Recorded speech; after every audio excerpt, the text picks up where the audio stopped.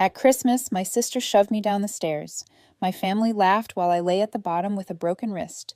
My mom said, "You're always so dramatic." I didn't argue. I did this. 3 days later, they opened a letter and went speechless. My sister shoved me down the stairs on Christmas Day. Let's just start there. I hit the floor so hard I heard my wrist snap. Heard it before I felt it, which was almost a mercy. The pain came a second later, sharp and bright and blooming all the way up to my shoulder. I was lying at the bottom of the stairs, gasping, trying to sit up without screaming. And from above, I heard her laugh. Then my mom's voice. "You're always so dramatic." That's what she said. While I held my broken wrist and tried not to pass out, no one ran to check on me. No one asked if I could move. They just stood there watching. My dad said something about how I should have been more careful. My little brother giggled and said it looked like something out of a cartoon. I didn't say a word. I stood up slowly, one stair at a time. Then I went to my room, grabbed my laptop, charger, and whatever I could shove into a bag with one hand. I picked up that bag with my good hand, walked out the front door. No one stopped me. No one even asked where I was going. Let me rewind. Rewinding is important because if I just start with the fall, you might think this was an accident, a slip, a clumsy moment. It wasn't. It was the end of something that had been building my entire life. I'd spent 8 hours cooking that day. Christmas dinner, the full thing. Roasted chicken, 3 sides, dessert from scratch. I cleaned the whole downstairs, folded napkins, even lit candles. All because they told me they were too busy to help. My mom said she had freelance deadlines. My dad was catching up on invoices. My sister had some exam to study for, which was rich considering she'd barely opened a textbook in 2 years. So they asked me to cook. Asked is generous. They told me, and I said yes. Because deep down, some part of me, the part that still believes in stupid things, thought that maybe this year they'd notice, say thank you, eat what I made, and look at me like I mattered. Instead, my dad walked in, looked at the table, and said, "Bit much, don't you think?" My mom asked why the stuffing was cold. Cassandra, my sister, just smirked and said, "Well, at least it smells like effort." That was the tone, start to finish. I told them I just needed to grab the napkins before we sat down. They were upstairs in the hallway cupboard. I went up the stairs. She followed me. "You're always in the way," she muttered. "I'll be 1 second," I said. "You always say that." And then her hands on my back. Not a playful push, not a joke, just shove. And then I was falling. I didn't scream. I think that made it worse. Like they didn't even notice something was wrong until they saw me on the floor. "Jesus," my brother said, "did you just fall?" "No," Cassandra answered. "She threw herself for attention." And my mom, God, she leaned over the banister and said, "Can we not do this now?" I went to the hospital alone, took an Uber, held my wrist the entire way, breathing in short, tight bursts. Hairline fracture, they said. Clean break, no surgery, but I'd need a splint and some time off work. The nurse asked what happened. I lied. Then I went to a motel, paid cash, didn't go back to the house, didn't answer their text, the few that came in. I didn't even bother icing my wrist. I just lay on the bed, staring at the ceiling, thinking about the food still sitting untouched on the table. Later that night, I opened my laptop. There was a file waiting for me. I clicked it, watched it, and smiled. 3 days later, they got a letter. When they opened it, they went pale, just like I knew they would. When people say it wasn't always like this, they usually mean things got worse. I can't say that. It was always like this. My first memory of Cassandra involves a hairbrush and a bald spot. I was 4, she was 6. She told me she was playing salon. By the time my mom came in, the bathroom floor looked like a crime scene for dolls. I was sobbing. Cassandra looked bored. Mom said, "Don't be such a baby, Violet." That line would follow me for years. Don't be dramatic. Don't be difficult. Don't ruin things. Cassandra could do anything, and I do mean anything, and she'd get a free pass. I once caught her hitting me with the heel of a shoe, a literal shoe. I had a bruise on my temple, and my dad just sighed and said, "You girls need to learn how to get along." Except we didn't fight. I got hit. She smiled, and I never fought back. Not because I didn't want to, but because I knew it wouldn't matter. The only time I tried to report it, I must have been 13. I told a teacher that my sister had left scratches all down my arm. The teacher said she'd look into it. That night, my parents cornered me in the living room like I was on trial. "You want to destroy your sister's future? She'll never get into college with this on her record. We're your family and you're trying to tear us apart." My mom slapped me, first and only time. She cried after, said she was just scared for Cassandra. I believed her at the time. Later, I realized she was just scared that someone might start asking questions about them. After that, I stopped talking. Not that anyone ever really asked me anything. We lived in my grandmother's house. Technically, back when I was little, she still lived in it too. In the room off the hallway that always smelled like lavender and pencil shavings. She was the only one who ever stood up for me. When Cassandra shoved me once and I hit my chin on the table, my mom asked what I did to provoke her. Grandma said, "She's 10. Stop blaming her for being in the way." I loved that room. She used to let me stay there when I was sick, and she'd make tea with honey and trace her fingers over the freckles on my arm and say they looked like constellations. She called me her North Star. I think she knew what was going on. She never said it outright, but she knew. When I was 14, they moved her to a care home. Medical reasons, they said. She needs better care. I knew the truth. She was asking too many questions. She died 2 years later. I was 16. I remember the funeral mostly for the cold. It rained sideways. Cassandra wore a dress so short it looked like a belt. My mom gave a eulogy that used the word legacy 5 times and didn't mention me once. Then came the reading of the will. We all sat in the lawyer's office like it was a game show. Mom and Dad whispering, Cassandra texting, me just trying to breathe, and then the lawyer read it. The house, everything, was placed in a trust, not to be sold, not to be split, held until Leo, my younger brother, turns 25.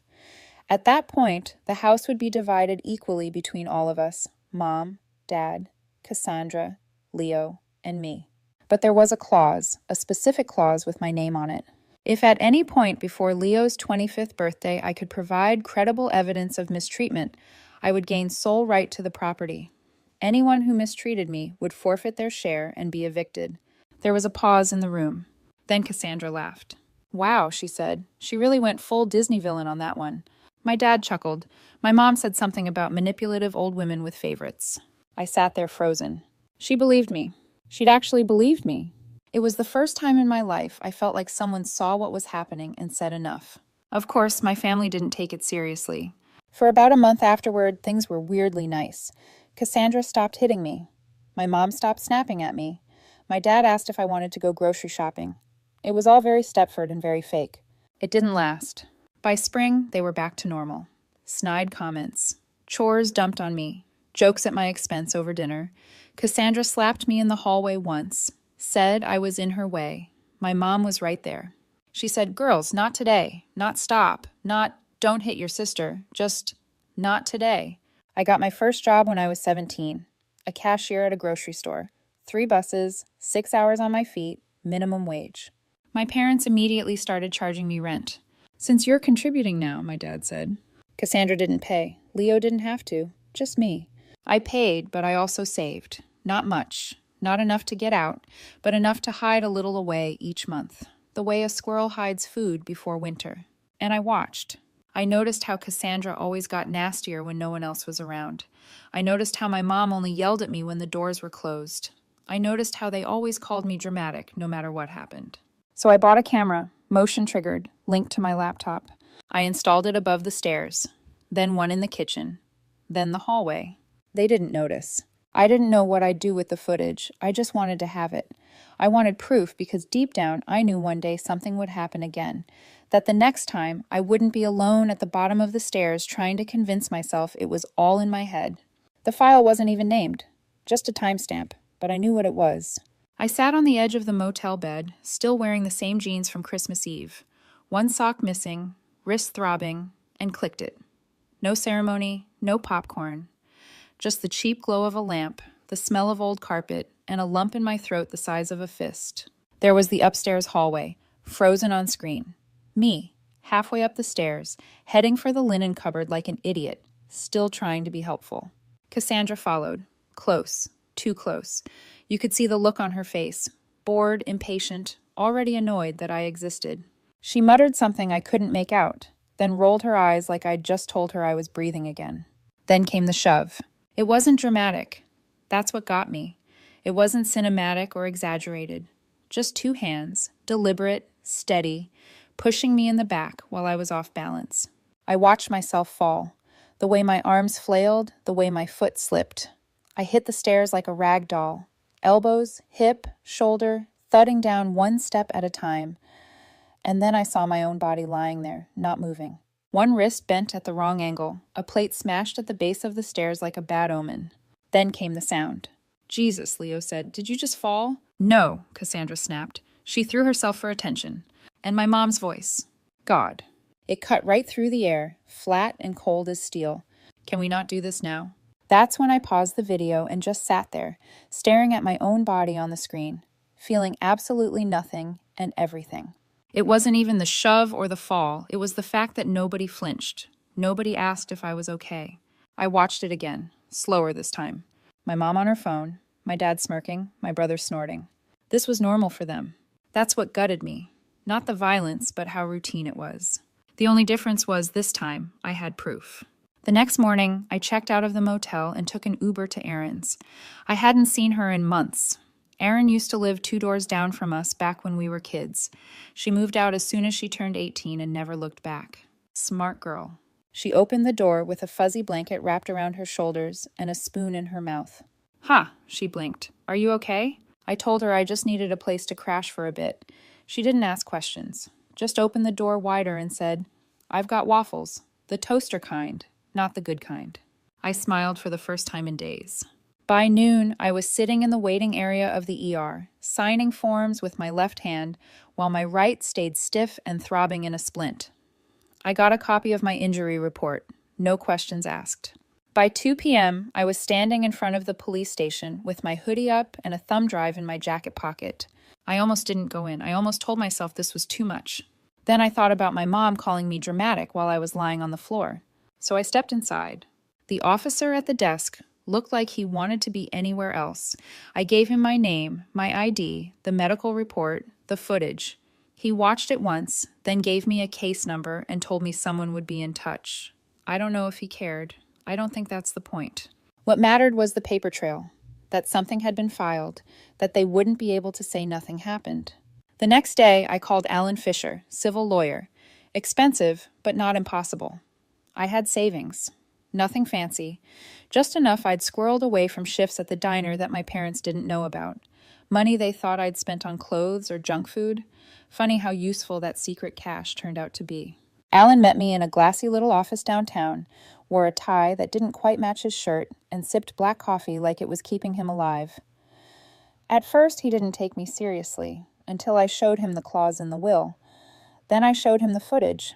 He went quiet. When it ended, he said, "They were laughing." I know. He nodded like something had locked into place in his head. "The audio may be an issue legally," he said, "but the video's clean. Clear intention, neglect, possibly malicious endangerment. If the trust language is strong, you've got something." He read the will again, then said, "Let's send them a letter." They got it the next morning. I know because my phone exploded. 23 missed calls, 5 voicemails, 12 texts from my mother. "This is ridiculous. We didn't do anything wrong." From my dad, "We're family. This isn't how family solves problems." From Cassandra, "You wanted this. You set me up. Who even puts a camera in their own house?" And my favorite, from my brother, "You made Mom cry. You're so selfish." I turned my phone off. Alan called later that afternoon. "They've hired a lawyer," he said. I didn't respond.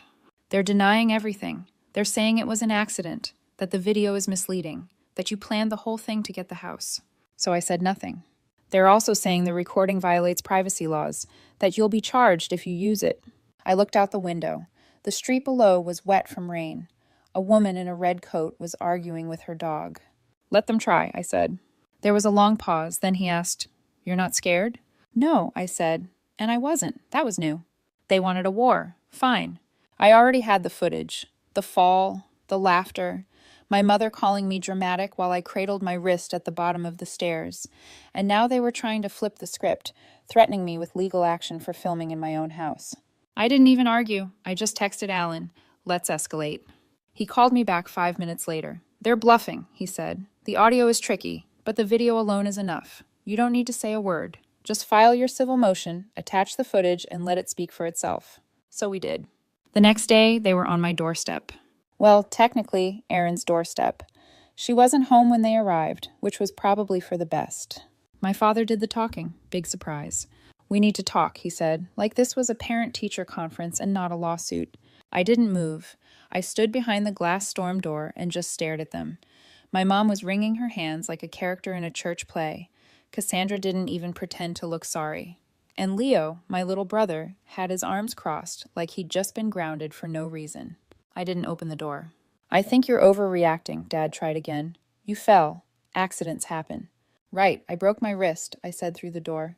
You were in the way, Cassandra muttered. Don't, I told her, not here. Okay, listen, Dad said, softening his tone like I was 6 years old again. This is going to destroy the whole family.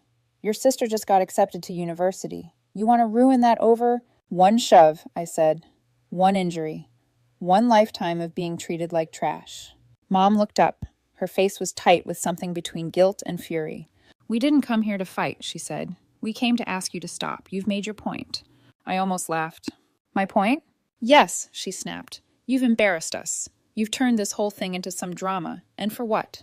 For being pushed down the stairs. It wasn't like that, Cassandra snapped. I have it on video, I said. You filmed us? Leo said, his face twisting. That's so messed up. You think pushing someone down the stairs is fine, but recording it is going too far? None of them answered. You're doing this for the house, Cassandra said suddenly. Just admit it. You knew exactly what you were doing. I stared at her. I was cooking Christmas dinner when you pushed me, I said.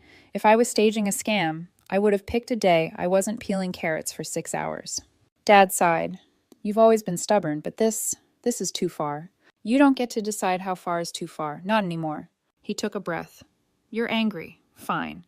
But lawyers are involved now. You could lose. You could get in trouble for that footage. You think your lawyer is going to protect you when this gets ugly?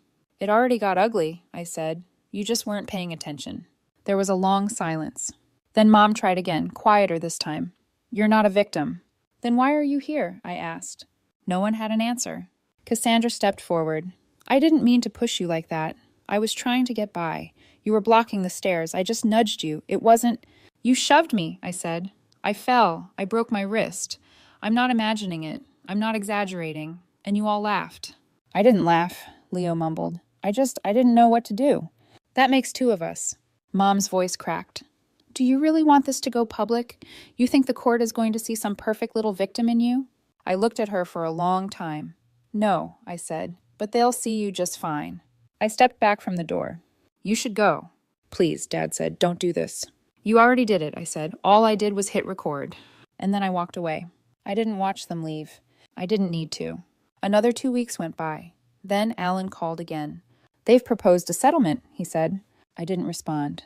They're offering full surrender of the house, all rights of residence waived. They'll move out within 30 days, forfeit their share of the trust, and agree never to contact you again. Still, I said nothing. There's one condition, Alan added. I already knew what it was. If you drop the charges, he said, and agree not to release the footage publicly. I looked out the window. It was snowing again. Light flakes drifting down like ash. I wondered if they'd started packing. Tell me about the criminal side, I said. If you proceed, Alan said, with that video, your sister could face felony assault. She could do time. It's not guaranteed, but it's very possible. And if I take the deal? She pleads down to a misdemeanor. Community service, no jail, no record that would cost her university. I took a breath, let it out slowly. Will she admit guilt? Yes, he said. It's in the paperwork. She'll admit she pushed you. It'll be sealed, but it'll exist. And the house becomes yours fully. I closed my eyes. This was it. The moment. The thing they never thought would happen. The day someone stood up to them and they couldn't wriggle out with charm or gaslighting or crocodile tears. They wanted forgiveness without consequences. But I'd lived in consequences my entire life. Every bruise, every chore, every time I cried and was told I was too much, they could have stopped it. Years ago, at any point, they didn't. I didn't smile, not really, but I did say, we have a deal. Cassandra got 60 hours of community service, no jail, no record. She'll still get her degree probably. She'll still have a life. They handed over the house, signed it, moved out, gone. They even paid Alan's fee, through gritted teeth and an emailed receipt. Me, I moved in. I scrubbed the walls, replaced the curtains, donated the dishes. I found a job closer to home, took my time healing, bought one of those tiny Christmas trees and put it by the window just for me. Okay, not for Christmas, it was March, but it felt like a new beginning. Erin came over that night with wine and something from the bakery. Does it feel weird? She asked. Living here? I thought about it. It feels quiet, I said, in a good way. She nodded. So what happens now? I shrugged. I make dinner, watch something stupid, maybe learn to breathe again. We raised our glasses. To freedom, she said. I didn't say anything, just raised mine. And this time no one laughed. So, what do you think? Did I go too far? Or not nearly far enough? Let me know in the comments. And if you want more stories like this, go ahead and subscribe.